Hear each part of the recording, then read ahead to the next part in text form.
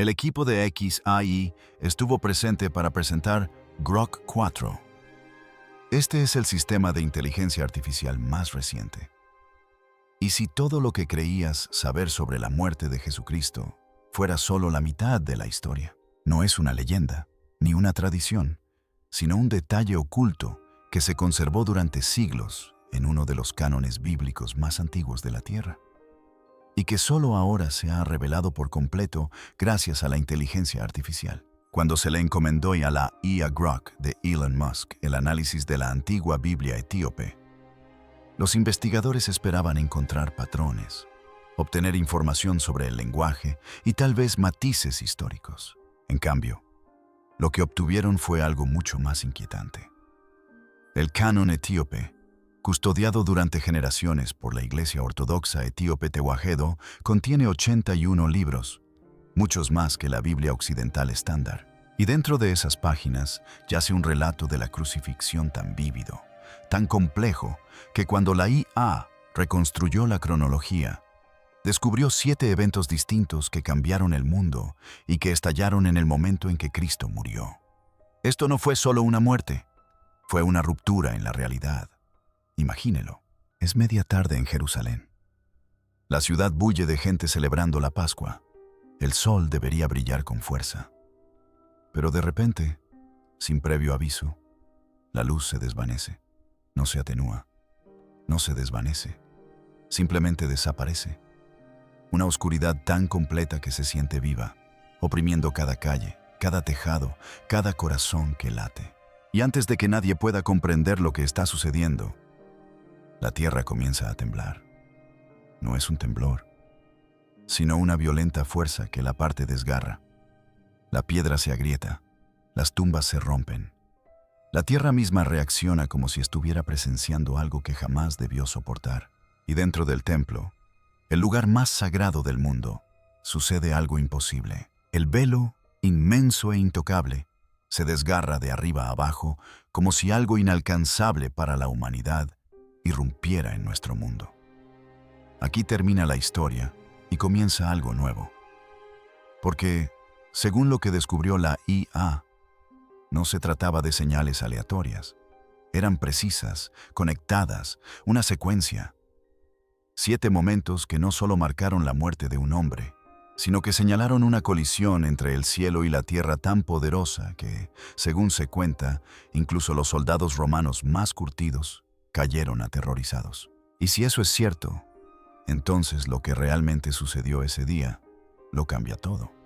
Antes de exponer los 7 eventos impactantes que descubrió Grok AI, dale me gusta y suscríbete, porque algunas verdades nunca debieron ser tan fáciles de encontrar.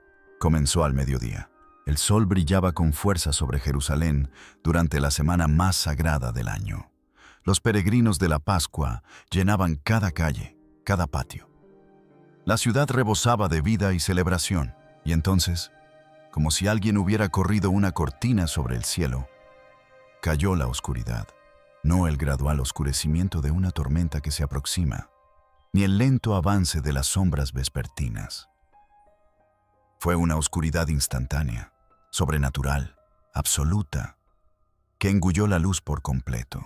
Mateo 27, 45 nos dice que desde la 6ª hora hasta la 9ª, desde el mediodía hasta las 3 de la tarde, la oscuridad cubrió toda la tierra. Pero no se trataba de una oscuridad cualquiera. Era la oscuridad del juicio divino, la sombra de la ira de Dios cayendo sobre el pecado mismo. Las madres se detenían a mitad de la conversación, con las palabras ahogándose en sus gargantas. Los niños se acercaban más a sus padres. Incluso los animales parecían presentir que algo andaba terriblemente mal. El aire se cargaba de una tensión sobrenatural, como si la creación misma contuviera la respiración. Debes entender que esto era imposible. Durante la Pascua judía, la luna está llena, lo que significa que no puede haber un eclipse solar. Los escribas eruditos lo sabían. Los romanos lo sabían. Todos los que miraban ese cielo ennegrecido sabían que estaban presenciando algo más allá de la naturaleza, algo inexplicable. Pero Dios había hablado de este momento siglos antes. A través del profeta Amós, En el capítulo 8, 9, había declarado: «Y sucederá en aquel día que haré que el sol se ponga al mediodía, y oscureceré la tierra en pleno día». Esto no fue una coincidencia cósmica al azar, esto fue el cumplimiento de una profecía. El sol, al que Dios había ordenado iluminar el mundo, ahora ocultaba su rostro, porque no podía soportar contemplar la escena que se desarrollaba abajo. La luz del mundo se extinguía e incluso el sol físico estaba de luto. Piensa en lo que significó aquello durante esas 3 horas. En esa oscuridad sobrenatural, Jesús pendía entre el cielo y la tierra, cargando con el peso de cada pecado cometido. La oscuridad no solo lo rodeaba a él, sino que era la manifestación visible del juicio de Dios que recaía sobre su Hijo en lugar de sobre nosotros. El Padre apartó su rostro. El Hijo clamó. Toda la creación participó en este momento cósmico de convergencia entre la justicia y la misericordia divinas. Si el mismo sol ocultó su rostro cuando Jesús tomó sobre sí nuestros pecados, ¿qué nos dice eso acerca del peso que cargó? ¿Qué dice sobre el precio de nuestra redención? Durante 3 horas reinó la oscuridad, pero la oscuridad nunca estuvo destinada a tener la última palabra. Y mientras el cielo lloraba arriba, algo aún más poderoso comenzaba a temblar bajo sus pies. El suelo comenzó a temblar. Al principio, fue sutil. Un temblor que hizo que los soldados romanos cambiaran de postura. Una vibración que provocó que las mujeres que observaban desde la distancia bajaran la mirada con confusión. Pero luego se intensificó. La tierra misma comenzó a convulsionar, como si ya no pudiera soportar el peso de lo que estaba sucediendo arriba. Mateo 27:51 nos dice que cuando Jesús clamó y entregó su espíritu, la tierra tembló. Pero esto no era solo actividad geológica. Era el planeta mismo respondiendo a la muerte de su creador. Imagínense la escena. La oscuridad que había caído al mediodía aún envolvía el Gólgota como un sudario. En ese crepúsculo inquietante, el suelo bajo la cruz comenzó a agrietarse. Aparecieron grietas en la ladera rocosa. Los cimientos de Jerusalén temblaron. Los edificios se balancearon. La gente tropezaba, buscando aferrarse a las paredes, a cualquier cosa sólida. Pero ya no quedaba nada sólido. El mismo suelo que había parecido tan permanente, tan seguro, se desmoronaba bajo sus pies. El terremoto no se limitó al Calvario. Se extendió por toda la ciudad, por los atrios del templo, por las calles donde los peregrinos se habían reunido para la Pascua. Las tumbas se abrieron. Piedras antiguas que habían permanecido en pie durante siglos se movieron y agrietaron repentinamente. La tierra se estaba desmoronando literalmente. Esto les recordó a los fieles otra montaña que tembló en el monte Sinaí, cuando Dios descendió para entregarle la ley a Moisés. Éxodo 19:18 nos dice que toda la montaña tembló violentamente. La tierra había temblado entonces cuando Dios descendió con poder. Ahora, temblaba de nuevo, no porque Dios estuviera descendiendo, sino porque Dios estaba muriendo. La ironía es asombrosa. Aquel que había dado existencia a las montañas con su palabra, que había formado la tierra con sus manos, ahora la hacía temblar simplemente con su ausencia. La creación reconocía a su creador incluso en la muerte, y no podía permanecer estable sin él. Pero había algo más profundo sucediendo en este terremoto. El temblor de la tierra era una señal de que el viejo orden se estaba sacudiendo hasta sus cimientos. El antiguo pacto construido sobre la ley y el sacrificio se estaba resquebrajando. El sistema religioso que había separado a la humanidad de Dios se estaba desmoronando. Esto no era solo el movimiento de la tierra, era el cielo anunciando que lo viejo había desaparecido y algo nuevo había llegado. La tierra tembló porque el terreno espiritual se estaba transformando. Todo lo que parecía permanente e inamovible se revelaba como temporal, reemplazable, efímero. Y en medio de este caos, ocurrió algo extraordinario. El terremoto no solo rompió cosas, sino que las abrió. Tumbas que habían permanecido selladas durante generaciones quedaron repentinamente abiertas de par en par. La muerte misma estaba siendo desafiada. Incluso mientras Jesús agonizaba en la cruz, La tierra tembló porque sabía lo que nosotros aún estamos aprendiendo. Que ese momento no era un final, sino un comienzo. El viejo mundo se desmoronaba para dar paso a algo completamente nuevo. Pero mientras la tierra se abría bajo sus pies, algo sagrado dentro del templo se abría sobre ellos. Dentro del templo, algo imposible estaba sucediendo. El velo, esa enorme cortina sagrada que separaba el santo de los santos del resto del templo, se estaba rasgando.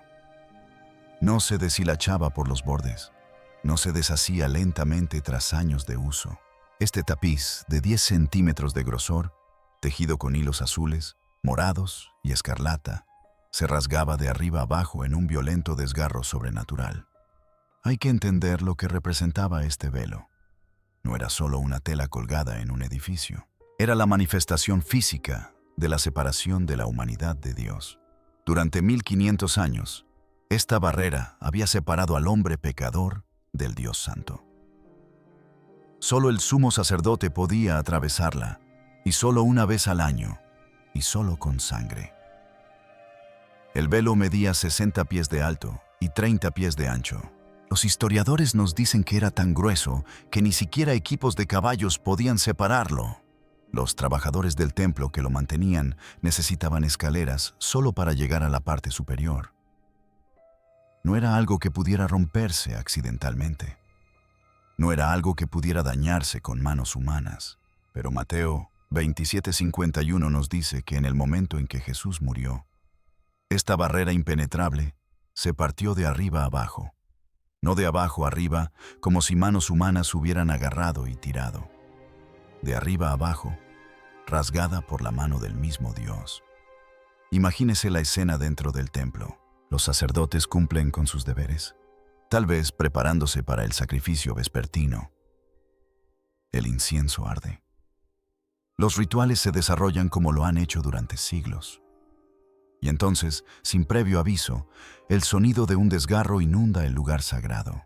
El velo que había permanecido allí durante generaciones se rasgó repentinamente con un sonido similar a un trueno. Los sacerdotes habrían retrocedido aterrorizados. El Santo de los Santos, el espacio más sagrado de la tierra, el lugar donde moraba la presencia de Dios, quedó ahora al descubierto. La barrera había desaparecido. La separación terminó. El camino quedó abierto. Pero, ¿qué significaba esto? El autor de Hebreos 10:19-20 nos da la respuesta.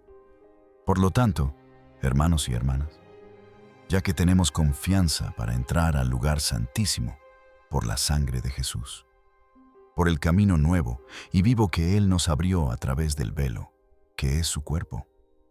El velo no era solo un trozo de tela rasgada, era el cuerpo de Jesús, quebrantado por nosotros.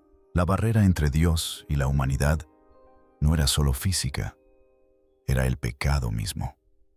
Y cuando Jesús murió, tomando sobre sí nuestros pecados, la separación terminó para siempre.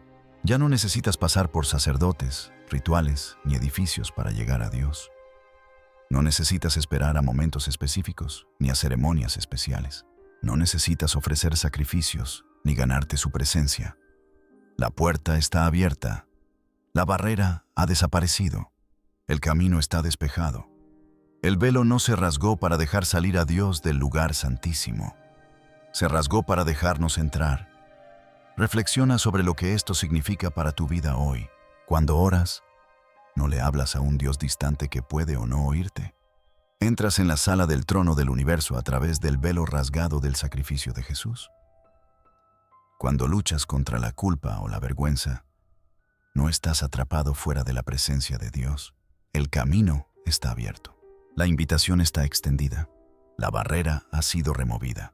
El velo rasgado declara que el acceso a Dios ya no depende de tu desempeño, tu herencia o tus credenciales religiosas. Se trata de la obra consumada de Jesús. Se trata de su sangre, su sacrificio, su cuerpo desgarrado que te abre el camino para que regreses a casa. Pero el velo no fue lo único que no pudo permanecer cerrado ese día. Las tumbas mismas estaban a punto de ceder su agarre sobre los muertos, Entonces ocurrió el milagro más sorprendente de todos. Mateo 27. 52 a 53 nos ofrece uno de los relatos más extraordinarios de toda la Escritura. Las tumbas se abrieron. Los cuerpos de muchos santos que habían muerto resucitaron.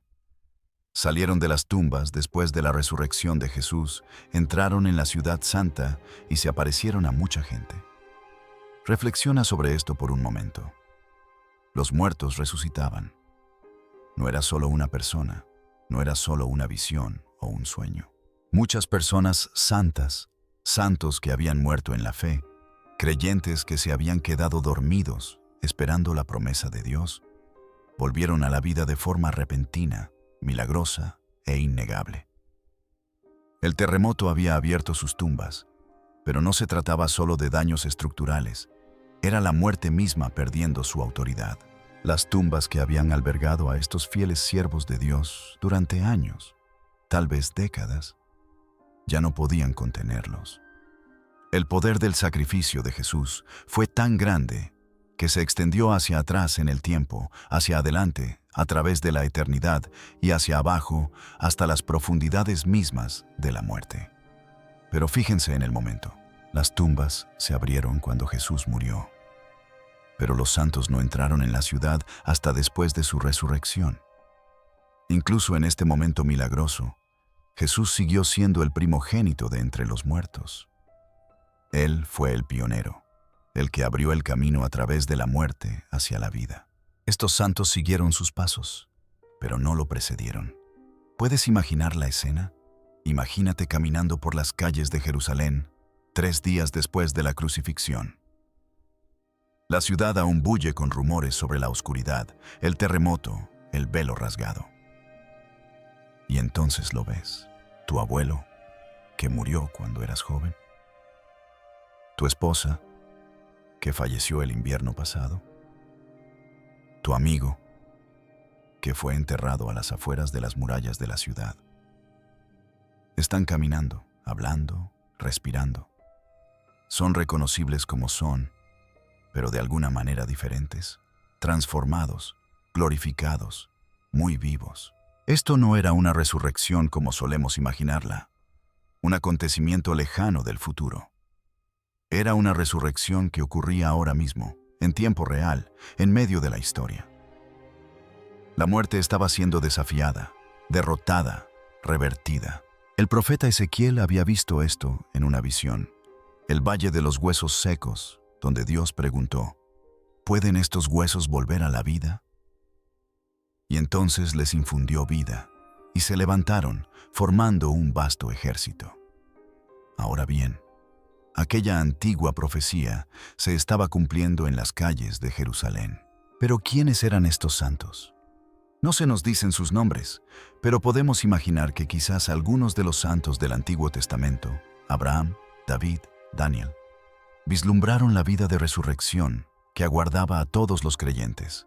Tal vez creyentes recientes que habían muerto en la fe, ahora vindicados por el sacrificio de Jesús. ¿Qué les decían a las personas con las que se encontraban? ¿Cómo explicaban su presencia? No se nos dan esos detalles, pero podemos estar seguros de esto. Su mera existencia era un testimonio del poder de la muerte y resurrección de Jesús.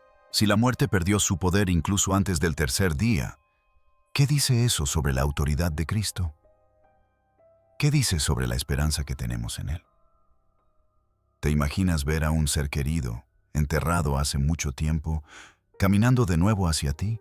La conmoción, la alegría, la abrumadora constatación de que la muerte no es el final, después de todo.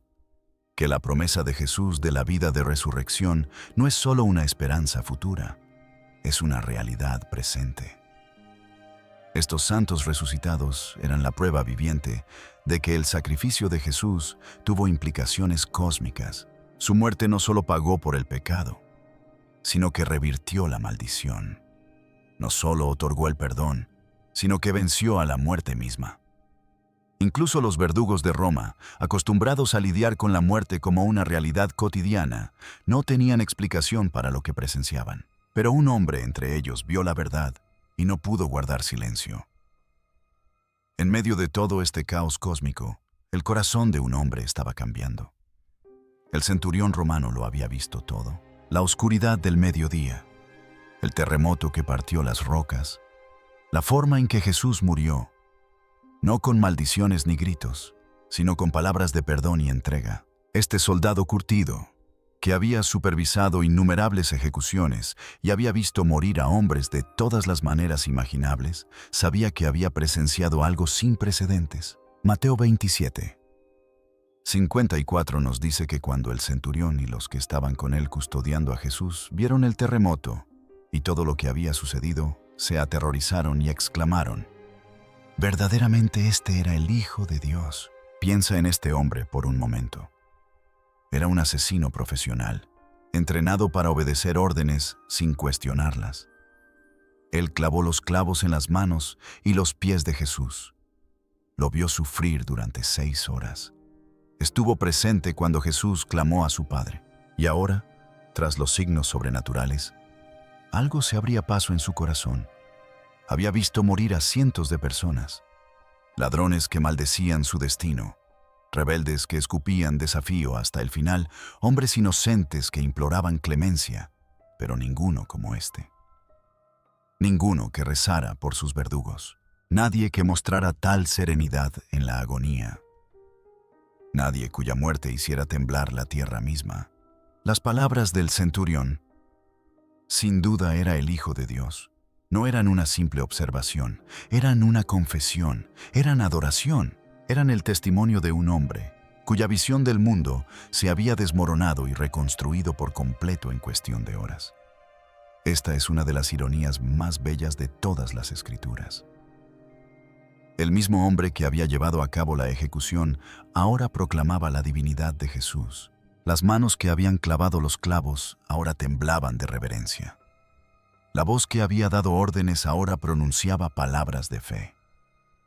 La gracia había encontrado su camino incluso al Gólgota, incluso al verdugo, incluso al que parecía más alejado de la misericordia de Dios. Pero aquí hay algo más profundo. La conversión del centurión no fue solo lo que vio, fue lo que sintió. El terremoto no fue solo externo, fue interno. La oscuridad no estaba solo en el cielo, estaba en su propia alma, ahuyentada por la luz del reconocimiento. Roma lo había elegido para supervisar esta ejecución. Él creía que solo estaba cumpliendo con su deber, pero Dios lo había puesto en el lugar correcto para ser testigo, para ser un trofeo de la gracia, para ser prueba de que nadie está fuera del alcance del sacrificio de Jesús. Las mismas manos que clavaron los clavos ahora temblaban de reverencia. Los mismos ojos que habían visto sufrir a Jesús ahora lo veían tal como era. El mismo corazón que había sido endurecido por años de violencia ahora se ablandaba bajo el peso del amor divino. Este centurión nos representa a todos de alguna manera. Todos somos cómplices de la muerte de Jesús. Nuestros pecados lo llevaron a esa cruz. Nuestra rebeldía exigió su sacrificio. Y sin embargo, incluso nosotros, especialmente nosotros, podemos encontrar gracia al pie de la cruz. El testimonio del centurión resuena a través de la historia como un recordatorio de que la muerte de Jesús no se trató solo de pagar por el pecado, sino de transformar corazones. Incluso el corazón más duro, incluso la persona menos esperada, incluso el propio verdugo. Y mientras el centurión permanecía atónito, asimilando lo que acababa de presenciar, otros se movían con rapidez antes de que fuera demasiado tarde. Al caer la noche sobre la ciudad, 2 figuras inesperadas emergieron de las sombras: José de Arimatea y Nicodemo. Ambos eran miembros respetados del Sanedrín. Ambos habían creído en Jesús en silencio y ahora ya no podían permanecer ocultos. El mismo consejo que había condenado a Jesús a muerte, ahora tenía a 2 de sus miembros preparándose para honrarlo. José, conocido por ser un hombre rico, íntegro y respetado, tomó una decisión audaz. Fue directamente a Pilato y le pidió el cuerpo de Jesús. No se trató de un simple gesto de compasión, sino de una declaración pública. Al aliarse con Jesús, incluso en la muerte, José lo arriesgó todo: su reputación, su posición, y su lugar en la sociedad. Nicodemo, quien una vez se había acercado a Jesús en secreto por la noche para preguntarle sobre el nuevo nacimiento, ahora se presentó abiertamente a plena luz del día. Y no vino con las manos vacías. Llevaba consigo 34 kilos de mirra y áloe, una cantidad extravagante reservada para los entierros reales. Este no era el entierro de un criminal. Este era el entierro de un rey. Juntos, estos seguidores, antes silenciosos, trataron el cuerpo de Jesús con profunda reverencia. Tocaron las manos que habían cargado con el peso del pecado del mundo. Envolvieron el cuerpo que había sido traspasado. Ungieron la cabeza que había llevado una corona de espinas. Hay algo profundamente poderoso en este momento. Estos hombres, que habían permanecido en silencio durante el juicio y ausentes durante la crucifixión, ahora dieron un paso al frente con valentía. A veces, la verdadera valentía no se manifiesta en momentos de victoria pública, sino en actos silenciosos cuando la esperanza parece perdida. Depositaron a Jesús en una tumba nueva, la de José, tallada en roca sólida, intacta y sin usar. Una enorme piedra fue rodada a través de la entrada, sellándola según la tradición. Para ellos, fue el acto final de devoción. Pero la historia no terminó ahí. Los líderes religiosos, aún inquietos, actuaron al día siguiente. Recordaron las palabras de Jesús: «Al tercer día resucitaré». El miedo los invadió. Incluso muerto seguía siendo una amenaza. Así que acudieron a Pilato y solicitaron máxima seguridad. Temían que los discípulos robaran el cuerpo y reclamaran la resurrección. Pilato estuvo de acuerdo. Se apostaron guardias romanos. La tumba fue sellada con autoridad oficial. Romper ese sello significaba la muerte. Se tomaron todas las medidas posibles para asegurar que Jesús permaneciera en la tumba. Pero aquí está la ironía. Cada paso que daban para impedir la resurrección solo hacía innegable lo que se avecinaba. Los guardias se convirtieron en testigos. El sello se convirtió en evidencia. La piedra pasó a formar parte de la historia. Intentaron silenciarlo, pero en cambio, prepararon el escenario. 3 días. Eso era todo lo que tenían. 3 días para tener al Hijo de Dios en una tumba prestada. 3 días para creer que la muerte había ganado. Pero el domingo se acercaba. Al amanecer, mujeres fieles se acercaron a la tumba llevando especias. María Magdalena, María la Madre de Santiago y Salomé. Sus corazones estaban apesadumbrados. Su propósito era simple: honrar a Jesús en su muerte. Una preocupación les inquietaba: ¿quién removería la piedra? Pero al llegar, todo había cambiado. Un violento terremoto ya había sacudido la zona. Un ángel había descendido del cielo, removido la piedra y sentado sobre ella. Su aparición fue como un relámpago, su ropa blanca como la nieve. Los guardias, presas del miedo, se desplomaron como muertos. La piedra no se movió para que Jesús escapara, sino para que el mundo lo viera.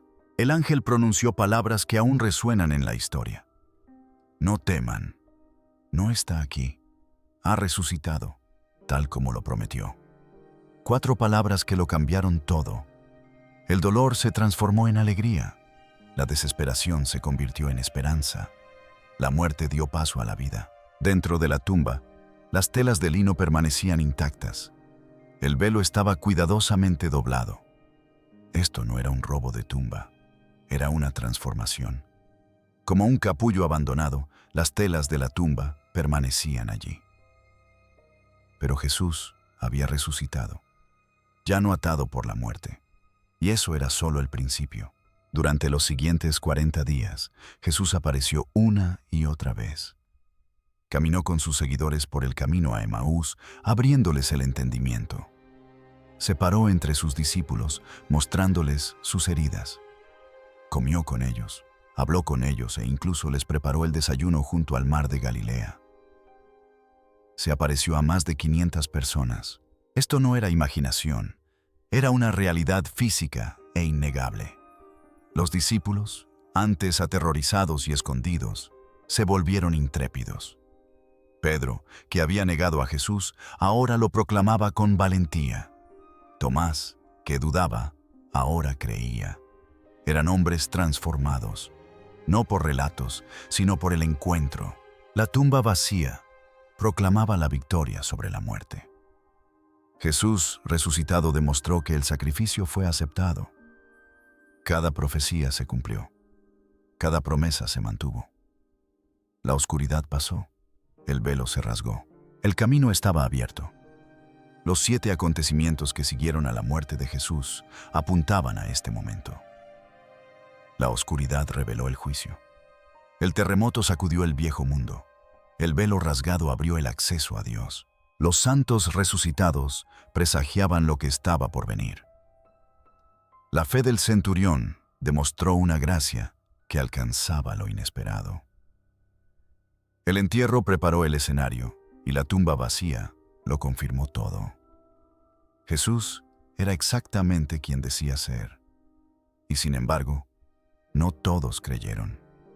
Algunos lo presenciaron todo y aún así se apartaron. Algunos eligieron el miedo, otros el silencio. Algunos lo encubrieron pagando a guardias para que difundieran mentiras. La evidencia estaba ahí, pero también la elección. Esa misma elección sigue vigente hoy. Si hubieras estado allí, ¿qué habrías hecho? ¿Lo habrías creído o lo habrías justificado? Porque esto no es solo historia, este es tu momento. La oscuridad cayó para que pudieras caminar en la luz. La tierra tembló para que tus cimientos se fortalecieran. El velo se rasgó para que pudieras acercarte. Los muertos resucitaron para que pudieras vivir. La tumba fue sellada para que la verdad fuera innegable. Y Jesús resucitó para que tú también pudieras resucitar.